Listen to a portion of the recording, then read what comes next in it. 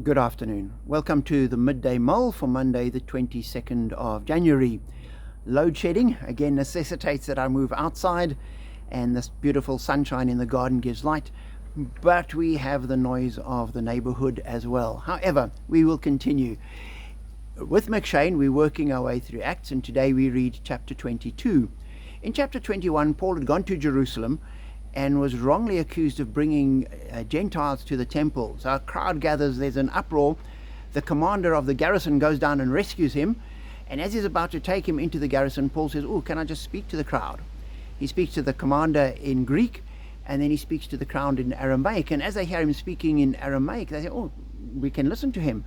So as he tells them what has happened, he tells them his testimony essentially, and at the point where he says, "And therefore God sent me to the Gentiles," it all goes pear-shaped again. And we're told in verse 22, the crowd listened to Paul until he said this. Then they raised their voices and shouted, "Rid the earth of him, he's not fit to live." As they were shouting and throwing off their cloaks and flinging dust into the air, the commander ordered that Paul be taken into the barracks.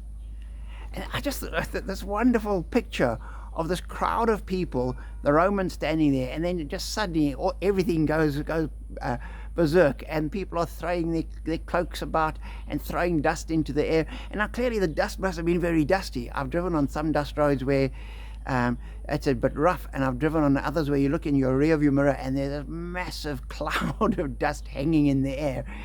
And it must have been like that, because otherwise they wouldn't have done it. And so now suddenly from this man addressing a crowd, you now have this crowd going mad, the dust enveloping everybody, people are shouting, lunging at Paul. The commander grabs him and takes him into the barracks. It's just this wonderful picture of the commotion of life. And I thought so often we live through that in our own different and unique ways, where life suddenly becomes this massive cloud of dust and cloaks being thrown and people shouting, and what was nice and orderly one minute turns into a spectacle the next. And Paul lived through it, and we live through our complicated and